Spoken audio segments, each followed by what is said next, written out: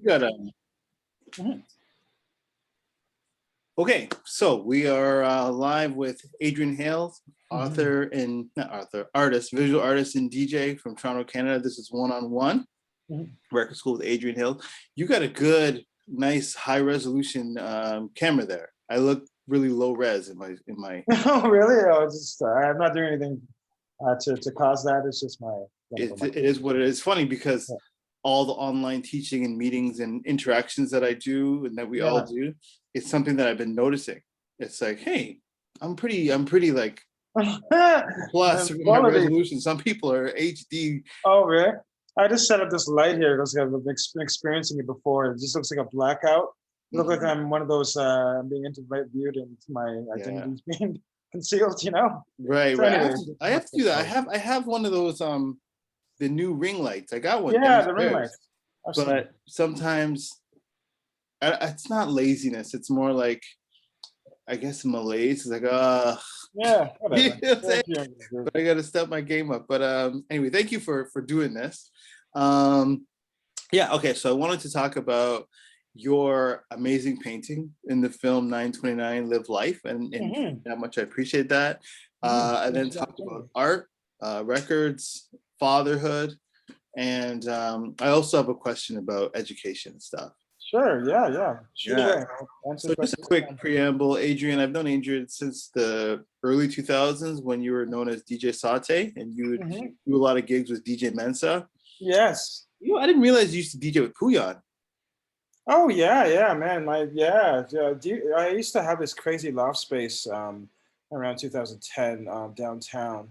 It was 2 floors, massive space, massive deck, and we started on crazy parties there. It was when I was embarking on my independent creative Right. venture. So it was a good time, and we had like crazy parties there, man. But we had it like so. Puyan is in many ways a genius, I must say, because for me, I had the space. Of course, I like to DJ and all that. Where But was he really helped to organize the parties. We were calling them um, again and again. I think it was called. where was this Sir, what's the question? where was the space? Oh, it was on Adelaide just before university. It was above Burrito Boys. Right. There was a place club called Cake that was on the first floor. Okay. And we were way up there on the fourth floor, fourth and fifth floors. But the long and the short of it is that we were just it was after hours parties, and it was the best place because it was downtown. It was it was in residential, so we had it so tightly set up that the party would be done at like 7 o'clock in the morning. We'd have cleaning crew come in. At 8, I would sleep until like 2. I'd wake up. The place was already cleaned. Oh, perfect. It was just good times. Good times with Puyan. Told me about that because I went back to Henry's because I had to take some photos of the Oh, okay. Didn't have enough, and Puyan was there. Oh, and was he? Nice. Cool thing to represent the DJ community. Well, it was kind of a cool snapshot of the DJ/vinyl community in Toronto because I didn't know. I'd never run into Puyan at Henry's before, but like, oh, of course, I've been coming here forever. And then you, and he's like, yo, Adrian's my bro. Yeah. He spoke so highly of you, how you were like the brains of the operation, but so humble about it and everything. And it, the personality that you have now, but it was a cool thing to hear. So yeah, he's a good dude. I love Puyan. Respect. And now your focus is mostly on incredible visual art. Yeah. So you did even if we go back even further, I mean, you mentioned Dustin DJ Mensa. I met him DJing at a Turn of the Millennium party. Nice. I was at Humber College. He lived in Etobicoke. So, anyways, we got booked at the same party, and we met at the party. My friend who booked me, I think it was at his house. Oh, it was another friend. Anyways, my good friend from college who invited me to the party, he got engaged on the Millennium Night. So that was an epic evening meeting Mensa. Then we went on, and Mensa introduced me to Adam, and I joined Wax Pants, and we used to put on the DMCs here. I remember, that name Wax Pants. Right? Wax Pants, it goes back. So anyways, we used to put on the DMCs. We worked with everybody under the sun, from like geez, from, you know, Rock Raider to A-Track. Yeah. You know, we really were a big part of the development of the Toronto turntablism Those were cool. community. Those were cool events. I was at all those events. Yeah, of course you were, front and center. Now, but because I moved to Toronto in September of '99. Oh, okay. Yeah, from Windsor. I moved here to York, and then I didn't know, I hadn't seen any type of DJ scene until I moved here, and specifically York. It was there was all these DJs and all these people who were buying records and spinning CHRY. Yeah, yeah. It was, you know, it was at that time, it was the convergence of hip hop and the electronic rave scene and turntablism. So it was like, Oh yeah, all things. Yeah. for you. So that's kind of when I got turned on to it, because prior to that, I was just a hip hop head with a really cool CD collection, knowledge, and mixtape collection. And I actually bought a few records just to do it. So I had, because there was a store that opened up in Windsor, and I had a copy of like Big L, We Got This 12-inch, and I happened to have Black Star. Nice. Yeah, I got Quality. and then boom. Yeah. When did you start DJing? Oh my goodness. Well, my father was a DJ. He's from Guyana. I remember back in the day, he would DJ at my birthday parties back in Guyana when I was like, you know, 5, 6, 7 years old. And I was being fantasy. This is in Guyana? Come again? In Guyana? Yeah, back in Guyana. Oh, cool. Yeah. I mean, I think back then he was playing off like one turntable because we were so.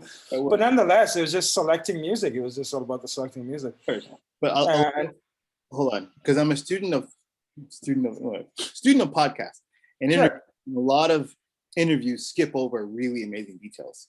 Sure, ask away. Like, oh yeah, my birthday party in Guyana back when I was 5 years old. Wait a second. There's a story to be told. What? I'm born in December, so something I definitely miss about being in Canada as opposed to Guyana. When I was there, my grandmother and my aunt, who I was raised with, they would celebrate my birthday every December. It was a big thing, and there was a whole community thing. So again, my dad would DJ, and it was always a fun, festive thing. And then, you know, years later, when I was 12, 13, you know, my parents got back together and moved to Canada, expanded on the family. But my father was heavily involved in DJing then. So he literally like built, you know, the woofers, the 15-inch speakers, the woofers. He built his own boxes. So we had like 4 big woofers, mids, 2 mids, and highs. And we used to like go to parties all over the place, having to organize records. And that's where we got. Toronto or in Guyana? This is in Toronto. Oh, okay. So your dad had a sound system. Yeah. GT Sound System. It's GT International. GT Sound System International. Oh my God. Yeah. That's so cool. Yeah. And we would buy records, go to Henry's. We would go on Eglinton over here, just at Oakwood, to buy records. It was just a big thing. And as he was buying records, I was always interested in hip hop. Of course, loving reggae, because that's mainly what we played. Yeah. And oldies, which were just, you know, and then when I started getting into hip hop, realizing all the samples were from oldies record. So it was a nice bridging of the gap, if you will, between my father and I. And we would talk. Yeah, so we would talk about the original, you know, breaks and whatever samples from records. And as he was buying large sums of records, I would go through and I'd find records. I remember one of the days I found, one of the first records I found is Rakim and Eric B, Follow the Leader. Yes. And that record was like, I would listen to that back and forth, the cadence, the rap styles. Yeah, being in Malvern even, like this is before moving to Oshawa, but in Malvern, like my first record I ever got, it was like my 14th or 15th birthday, was Funky Cole Medina. Nice. Okay. The single. Yeah. Anyways, I digress. But yeah, music. Always being in the house, like always. My father was nuts about music. He would like play music till the wee hours in the morning, like full system blaring. You know, everybody in the house having to sleep to go to work, whatever. But it became so ingrained. You know what I mean? It's a part of the house life. That's a cool thing. That's a cool thing. I have a little bit of that in my household too, and my daughters are pretty into it. So we'll put fatherhood a little bit away, because I wanted to just touch on your heart, you know? So Yeah. for painting and for being so generous with your ideas. You know, the black and white aesthetic. Yeah, you got that. The silent film idea. How cool was that? Mm-hmm. You know, I really appreciated that, and for being so generous, because I find myself being a little bit nervous in terms of collaborating with people because of fear of rejection.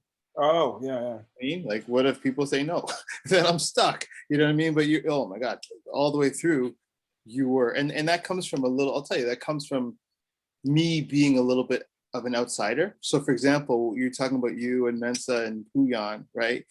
And so I was late to that scene, you know, because I got here around '99, and so you guys had already started a momentum. Yeah. You know what I mean? So that's kind of where that comes from. But it was really lovely to work with you, and you've always made it so available. So I appreciate that. Yeah. Likewise. I mean, that's one of the you know, I create things, obviously being an artist and painting all that. That's the execution of it. For me, really, where I find the most pleasure in my work is being able to collaborate and sharing ideas. It's such a community experience. I mean, I can execute, obviously, but ideas, people can talk about ideas. You can come up, anybody can come up with an idea, right? Then even if you have an idea and you can't execute it, you can get somebody who can, right? That sense of community. And so I love to pass things off, even when it comes to conceptualizing for these massive mural projects that I do. A big part of it is being able to connect with community. And I want to be able to step out of my comfort zone and do things that I've never done before. So I love all that. Yeah. So I know you did a painting about a commemorative piece of Regis Pourchinsky. And so a couple questions. I was wondering, like, what are your thoughts about pieces that have a theme that is connected to a social justice issue, you know what I mean, as opposed to just a creative piece? Well, I mean, I've been doing this for a very long time, and I've gotten to the point in my career and in my learning that it's not enough to just paint pretty faces. You want to do stuff that's impactful. Nice. And so it's all about that next layer. You know what I mean? Again, one of the reasons I'm all about community and hearing about things is because I want to know what people want to share and figuring out the best way to share that. So when you do stuff like that, then there's more energy involved in it, right? Yeah. It's all about community and all about telling stories. So that's where it all starts with me. Isn't it interesting? Have you been thinking a lot about the current energy connected to removing these monuments, right? Johnny McDonald in Kingston, and then what's his name? Egerton Ryerson. Yeah. And the Ryerson piece was interesting, the protest, because of all the paint. I don't know if you saw. I did. Yeah, I was like, wait a second, look at that, because I showed the image to my students, how there was like, the face was a little bit defaced, and I think there was like tape on the mouth. Yeah. And kind of like repurposed visual. Them. Yeah.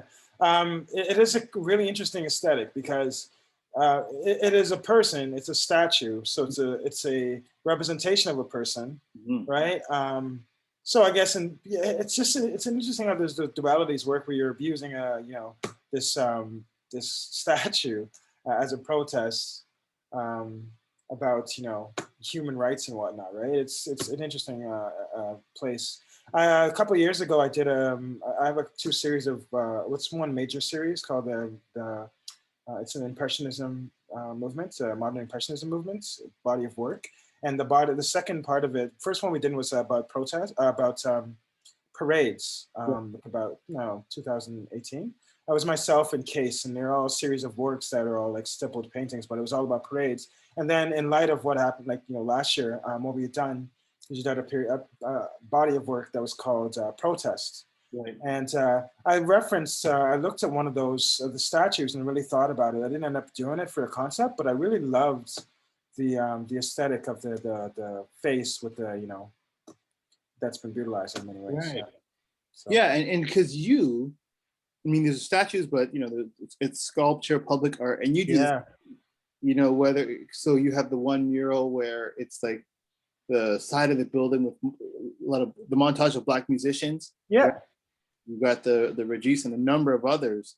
And I think these are people, I would argue to say these are people that are contributing to the world in a good way, you know, and are celebrated and, you know, honoring that kind of thing, where people are rejecting, you know, these men who have who are connected with such a horrible history. Yeah. But representation, man. Representation is so important. yeah. And this is the mainstay of my career in many ways. Being a Black man, being living in little Jamaica community. I mean, I couldn't time this any better. As a person that paints murals, that loves music, to be living in a community that's such a celebration of music. Yeah. Like, you know, I couldn't plan this out any better. Even in this time that we're living in, where, you know, my work is being socially accepted, meaning that I'm able to work and make a living. Again, telling these stories from where I am, where we are, it's very empowering for me, and I appreciate, you know, my position. Nice. So what murals would you recommend people to look at? Because I'm going to post some links on my site. Yeah. Oh, great. Well, let me fill you in on a couple of things that we have that's happening that's really great in line with our conversation. The Reggae Lane mural is probably one of the ones I would definitely send people out to check out. And I believe it is at 1531 Eglinton, which is between Eglinton and Marley, between Oakwood and Marley on Eglinton there. And when you do go down there, I've formed a company that's, what we do is we've created an app. So that's this app, you go on location. Yeah, the Reggae Lane specifically is the one we've introduced it to first. There's a QR code on the mural. You zap the QR code, get the app. And the app, once you open it up on your phone, you're able to point your camera at the images on the mural. And by tapping on each one of the images, you can hear the bios of the artists and listen a bit about their music. Wow. Right? And it's all about, again, really expanding on that idea of not just pretty faces and not knowing what these stories are about, but really telling the stories about these people, right? And these are musicians, these are artists in their own right. And the cool thing about it, again, it's so, it's really, you know, a nice cyclical experience, because these are musicians talking about their experiences in communities, right? Does the company have a name? You said you created a company? Yes, the app is called Concrete Lab. Sorry, I didn't mention that, but it's called Concrete Lab. I've heard it's of it. available on all platforms, iOS as well as Android. So you can get that and have fun. Wow. Yeah, we're going to be launching it with, we're in testing right now, but it's also available on the big murals downtown, the music murals on Yonge Streets. And that's at, where are we at again? Oh, gee. It's just south of Carlton on Yonge Streets. You're familiar with the mural? I know it. Yeah. Yeah, they're big, 22 stories tall, 220 feet in the air. So you'll definitely recognize them. What's that one called? The music. We just call them Young Love, or the Yonge Street music murals. Yonge Street murals, cool. Yeah, again, so the same experience. We'll have the QR code there. They're both sides of the mural has been painted. So a lot of people go and they've experienced the one side for many years, and then they're just, oh my God, there's the other side. But it's been around for a while. It's been, the south side was done in 2017. And then 2018, we did I did the north side. So I think people, in a lot of interviews, what my pet peeves is people skip over details. Sure. Like, how do you even create a mural? And how do you, I'm sure as an artist, you're going to run into mistakes. Yeah. But the layman is not going to notice the mistakes. But how do you handle that? Like, it's, you use spray paint sometimes, which, you know, for people who are not super skilled, it can be unforgiving. There's drips, not anymore. Sure, of course. Like, how do you do it? Well, geez, I guess, well, I do so many of these interviews. It's funny. I was literally on a Zoom. It's all right. I enjoy it. I was literally on a Zoom meeting with my daughter's class yesterday morning. Nice. And they have all fun types of questions. But the main questions people want to know about is, how do you deal with proportions? You deal with them at such a massive scale. And I work a lot off my phone on all my murals, even the big ones. Yeah. But what I had done is I took a photograph of the bricked wall, right? The bricks, everything as it is. And then I superimpose, so I get the ratio of the wall. Let's say it's like, 2 feet by 2 feet. It's not. but we're just saying that. So I get that ratio to square. I do the drawing and the concept and within that square. And then I go into Photoshop and I superimpose the image right over top of the brick wall. Okay. So now the brick wall becomes my grid. So when I'm up there, I'm literally counting bricks, figuring out what floor I'm on. And then I can, and you don't need all the bricks, right? You just need the bricks that are important to the concept. Precise.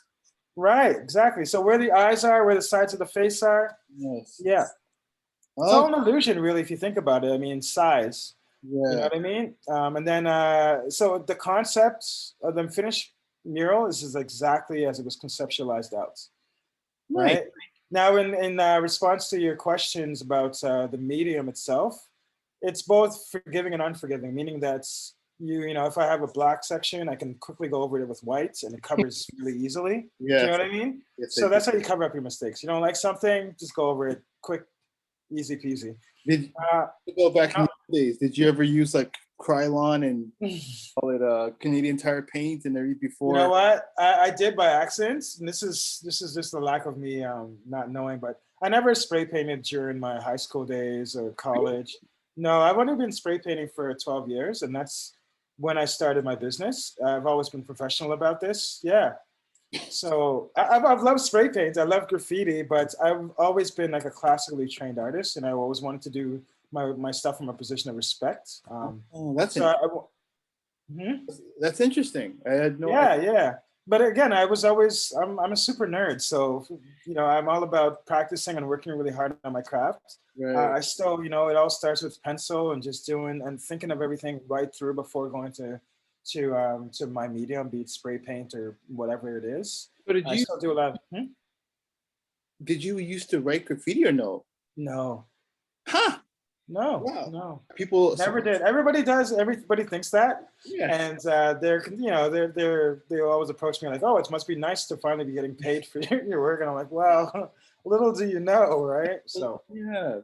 That's interesting. But you fit in so easily in the graffiti world. For example, your piece of, this would be a nice segue, your piece of your daughter in the underground park. Yeah. Right? You have Spud and L and inside people, and then there you are. You got a good spot too, right at the end. Yeah. It gets tagged a lot, but in answer to your question, I'm an artist, right? And when you start from the fundamentals and the foundations, my principles are really steadfast, and I know what I'm doing. You can take that over to anything. You know what I'm saying? As long as you can create contrast, you know, you can draw by carving into a tree. Right? You just have to have a strong foundation. I can build stuff in snow, can create in sand. It's just a matter of having a strong foundation. That makes a lot of sense. But I think this is like our conversation before. I think you're leaving out something very important, which is like the God-given talent you have. There is the raw talent to it. I mean, that's not. Yeah, I can't overlook that. And I say that because after years and years of working with other people, being like trying to instill my basic skill set. But there's something that's untouchable and untappable that you can't. That's right. You know what I mean? You can't place, and I think that's 100% true. I don't know. Well, so the playoffs are happening right now. So you think of someone like Kevin Durant. You know what I mean? Who I could practice dribbling and shooting as much as him, but then there's something else. Yeah. You know? There's a flame for sure. Yeah. It's not just about being 6'9". No. It's more than just being tall, right? Yeah. It helps, but it's you got to work on that. Yeah. Now, fatherhood. I forgot. I want to. Please, let's stop on that. I forgot your daughter's name. It has an L in it. My daughter? Hold on. Give me a second. It has an L in it, right? No. 3 letters. 2 of them are the same. Oh, geez. It's all good. Don't worry about it. Mia. Ava. It's okay. It's good. Love no you. worries. Love you. Yeah, man. So I think it's 2 o'clock. Yeah, I think the concept of fatherhood in hip hop in our culture is not explored enough. It started over the past 10 years. I've been paying attention. How more rappers and people in our culture are grandfathers and fathers. Yeah, because I think the subject matter should have been introduced into the music, into the content years ago. But now it's something that is something we can now think about in terms of representation. It's now a little bit more present, but I don't think it's still shunned. I think I still think it's something that a lot of us are not comfortable talking about in an overt way. You know what I mean? So I think of like guys like Boosie and T.I., for example, right? They have a lot of kids, and then their kids are in their subject matter in interesting ways, but almost like still in auxiliary ways as opposed to the primary ways. That's just a little preamble. Sure. My thoughts are, but I don't know. What are your experiences? I think our kids are the same age. Your daughter Ava's around 6. Yeah, she's 6. Okay, my oldest 20 is 6 as well. Oh yes. Congratulations on being a super cool dad. She's something else. She's for me, man, like one of my biggest joys is knowing that my daughter can walk the streets proud of who her father is. Nice. That's a strong statement. Yeah. Right. It's a very strong statement. I mean, as Black men, our Black communities are our responsibility. Those are things that I hold dear, and so they kind of go hand in hand. And giving her a strong sense of community is really important. It's not really difficult being a father, in my opinion. It's just a matter of being there. I feel very much like my daughter is doing a lot of her growing herself and learning herself. It's just a matter of being physically there and being present. Right. I feel I'm learning a lot from her, learning about humanity and how to remain humble. And you're relearning things in many ways from a second person perspective, I feel. Yeah, being humble. What do you mean by that? Humbling. Just because she's already cooler than I am in many ways. Humbling. I mean, you guys, it's a change. It's a passing of the torch. I mean, she's the future, right? Yeah.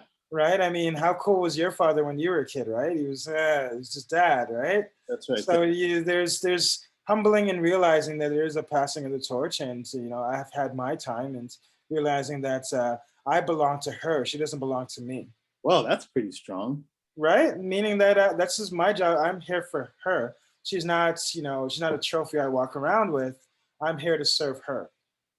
That's really powerful, because I think we all experience fatherhood differently. Sure. So I'm balancing trying to instill things in my daughter and my daughters, versus letting them grow on their own. So my wife and I, she kind of reminded me that I have to let her be a kid. Otherwise, I could do damage. So specifically like piano lessons and practicing her reading every day, stuff like that. I make schedules, but at the same time, I realize that they can be I have to be a bit flexible. Yeah. So the whole idea is that, what did you say? I belong to her. She doesn't belong to me. That's interesting. Because there is that idea that you are mine. you are a reflection of mine. You are reflection, yes. Or sometimes the idea of parenthood can go deep. You are my property. It can go very, very deep. Well, if you're West Indian like I'm West Indian, then you know where we come from, and I came from a really strict household where it was very much my way or the highway type thing. Right. Whereas I find this back in my day, it was a matter of listening to your parents, where we listen to our kids a lot more now. Yeah. I feel. Has that come really easy for you? Because for me, I think I've done a good job at it. I try to love it, but my background is East African. Yeah.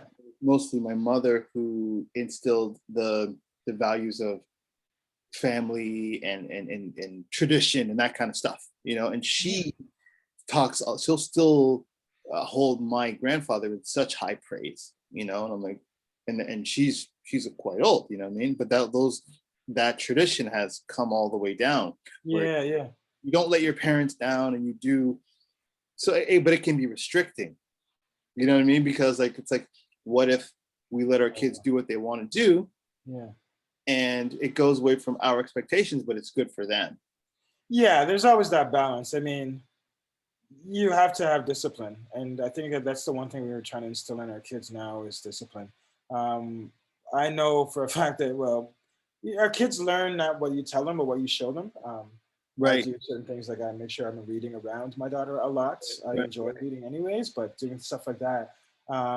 She's always around me when I'm working. So I never like sit her down and be like, this is how you draw. She Right. learns, she's interested Yeah. just by my example. Nice. Nice. Right? That's, And she sees how people react to my work and the impact that has. must be pretty Which amazing. has, Yeah. It must be pretty amazing because you do this amazing work and she gets to see it. And she gets to. So yeah, in light of what you're saying in terms of taking the, for me, I guess maybe it's because of the position I'm in, and I know that she's very proud of me. I feel very, I don't feel the pressure to impress her. right. Right. Right. So again, it's really just chill for me to just be like, do your thing, whatever. She always asks me stuff about my creative process, and she's always like, my dad's an artist and I'm an artist too. Nice. So little things where I listen to the way she talks, right? And these self affirmations are really important for who she is, right? Privilege that you have that you've created that, right? So yeah, because your skill set is so easy to show. Yeah, it's overt. Right. Whereas if you're someone who's in a position where, well, a lot of, luckily kids are going to be kids and they look up to their parents regardless of their profession, but still, like, you're stunting a little bit, even though. Yeah, there's a bit of a stunt to it, but I want her to be. It's about that humility too, to understand that people who are doing day jobs, as long as you're working hard and taking care of your responsibilities, be it your family and your community, those are the major things. I don't want her to feel pressured that she has to do what I do. Right. It's just, you can do little things and have big impacts just doing little things. Absolutely. Do you ever feel, or what are your thoughts on the Black father, the negative legacy of Black fathers and the negative stereotypes and the negative connotation? You're obviously living in contradiction to that, but I figure, let me ask, you know what I mean? Because we're Well, I mean, I'm living contradiction to a certain degree, but with power comes great responsibility. That's again why I focus on doing the things I do in a public setting, because with these murals and stuff, it's just reflecting, giving representations, right? So the regular mural, everybody that's on there, these are all Black men predominantly, have done great things in their community. Right. We are well aware of all the strikes that we have against us and how hard it is to be successful. It's always like the old saying goes, you'd either play basketball or sing well or rap. Those are the only ways out of our conditioning. Right. So again, being a Black man and artist, showing there's other ways out. And then being, in the community and being open to sharing my experiences are super important. Nice. And I encourage other people to do that. We need carpenters. We need people to do little things. You don't necessarily have to do grand scale things. Murals. You don't necessarily need to do murals that are, no, like Adrian. No. But you can be a represent our community in other ways, in smaller ways, right? So by all means, yeah. Yeah, I'm going to be respectful of your time and let you go, but I brought a bunch no pressure. I wanted to ask you, okay, so I wanted to ask you about album covers. So you designed one of the Griselda covers, right? Which was the Bozak Morris album. Oh, let me grab that. Do you mind if I pull it for you right now? Of course, man. I got it's sitting right behind me right here. There you go.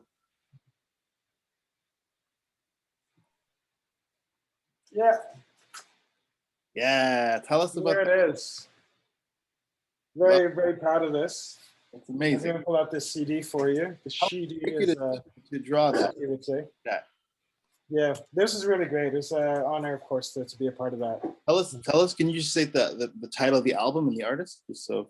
Sure. Got to get those details in there. Yeah. This is El Camino and Bozak Morris. Yeah. Bozak Morris, straight from Toronto. El Camino. Yeah, straight from Toronto. He did all the productions on this. El Camino actually does a lot of work with Griselda. He's a big fan of his. It's a great album. Check it out. I'm gonna buy one. I'm gonna buy it. Yeah, you should. What's it called? Oh, Santa Maria. Okay. So what are your and Griselda's kind of one of their special, one of their things that makes them so special is their artwork. Yeah, yeah. Let's put that in a nutshell.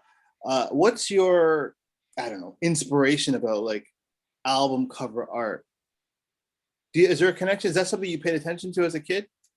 Yeah. Geez, I remember Bob Marley had a great album, the Burn Up album, and it was like a big Zippo, and you opened it up.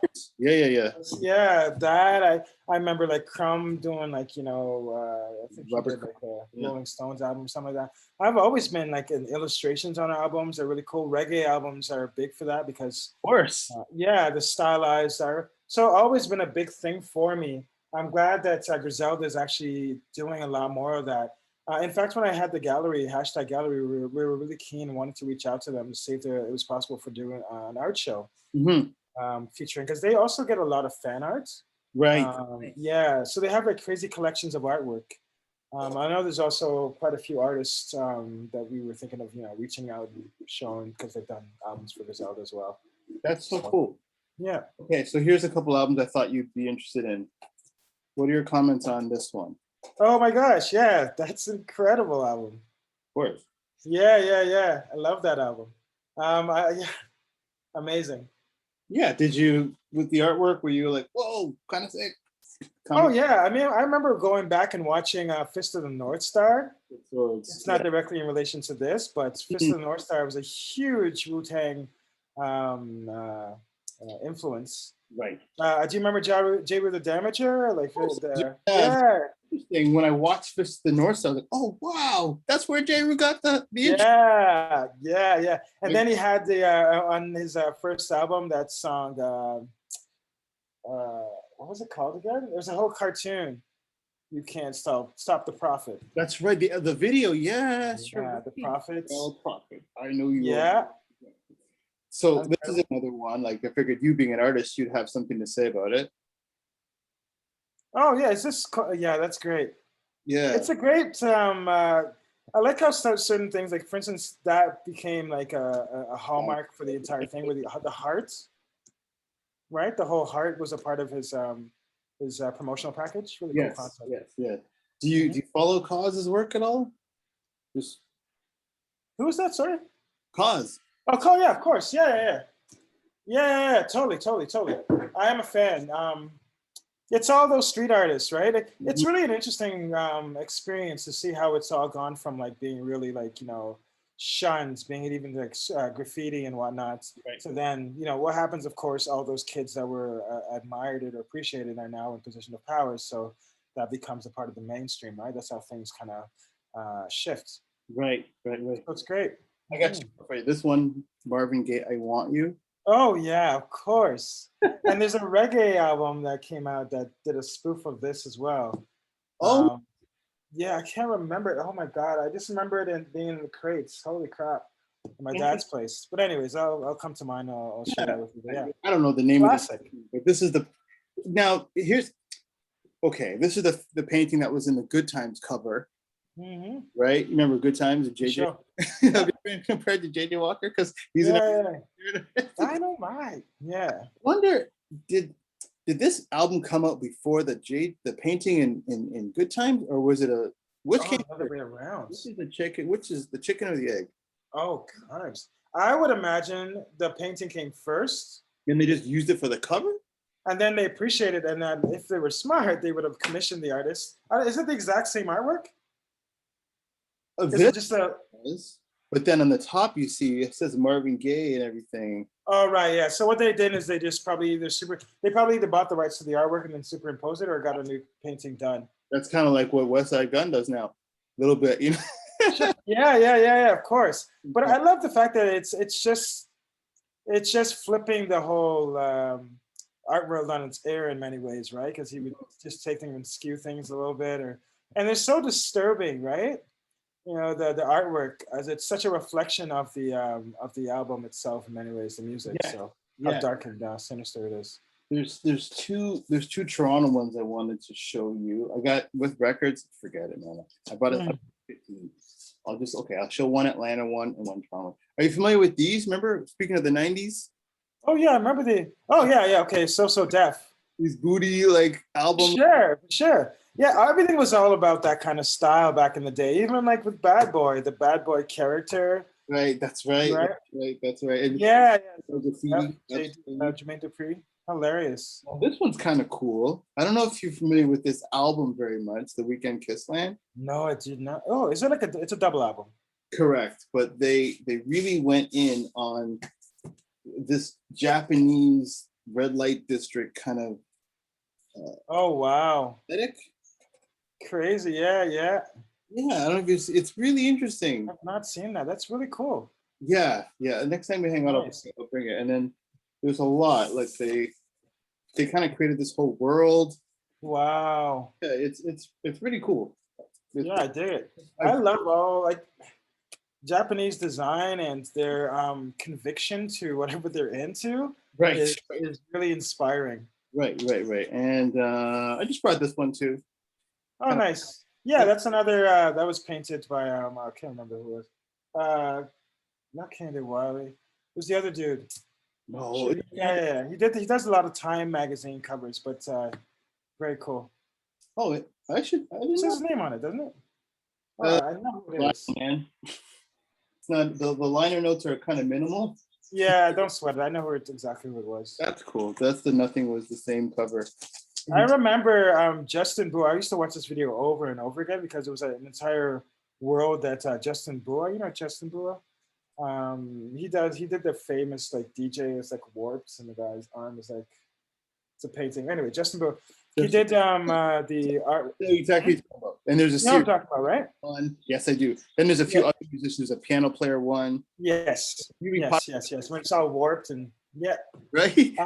But he did the a Slum Village video. You did? Tainted. Was it for Tainted? Yeah, it was for Tainted. You should watch the video. It's so fucking amazing. Pardon my French. I'll cut it in post. Huh. Yeah, Tainted. And it's just like an entire background, like the entire city is animated and they're walking through it and there's all these, it's cool drawings. Wow. Look it up. Yeah. Jay Dilla is in it, of course. It's Jay Dilla track, Slum Village. One of my favorite videos. I have to watch it. Last one, I can't resist. Okay, so this is completely opposite. Are you familiar with this album? This is Solange. True. Oh, Solange? Yeah. Which album is that? True. It came out before A Seat at the Table. Came out. Oh, that was my 2000. Okay, I'll have to listen to that. Just well, because it has like red, and then this is a little bit of like a light red on the bottom. I just was getting your thoughts on like this type of artwork where it's completely minimal and just almost doesn't look like anything. It's like the opposite of something that you would do. Well, you know what? I mean, you got to put in consideration. You got to take a lot of consideration as to the material that you're trying to sell. So I'm hoping that whatever design they've chosen is in reflection of the music that is being held in it. That's pretty fair. You know what I mean? 100%. Yeah. It's the consumer's attention, and you want to tap into whatever they want from you, whatever experience they want. That makes a lot of it's so much like a case of covering judging a book by its cover, right? 100%. So this one, I don't know, like the front is all red. What's the name of the album again? True. True. So, but I get it though, because I love this album so much. I think it's like, and maybe the idea is that there aren't any bells and whistles. Oh, it's just raw. Simple. Wow, yeah. Songs, and it's one producer, Blood Orange, Dev Hines. So you know what, man? It's kind of quite the interesting summary, but the truth is usually simple. There you go. Not convoluted. Yeah. This is what you get. You're buying a record. That's why I wanted to ask you about this one, because it's very minimal, but yeah. Yeah. I can appreciate that. Absolutely. It boiled down.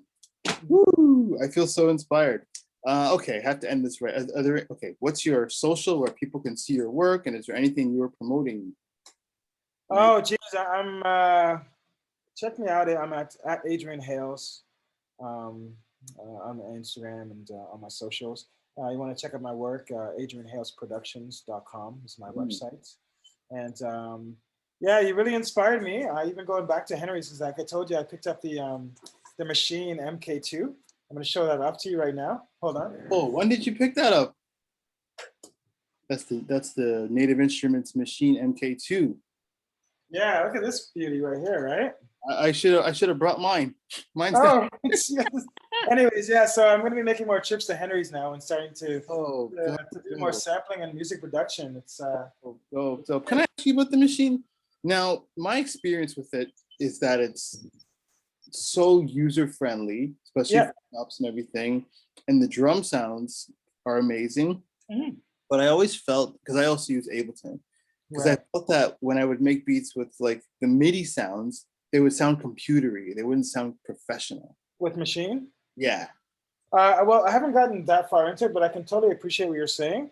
My intentions are to use a lot more sampling for that and just use the raw beats and whatnot, the thump that the machine provides, and build the beats around that way. Love it. Can't wait to hear them. Yeah. Crisis. If you're on, I can't remember the correct spelling of his name, but dude, Crisis is he uses this a lot, and I watch a lot of his YouTube videos and stuff as his production process. It's quite inspiring. Nice. Yeah, man. Lovely Father's Day, Adrian. Keep up the good work. I'm gonna be likewise. Record School, and I'll give you a heads up when it's all ready, because I'm gonna. I appreciate you. Cool. Say hi to Ava, man. Thanks. Yeah. Say hi to the kids. All right, later. Ciao. Later.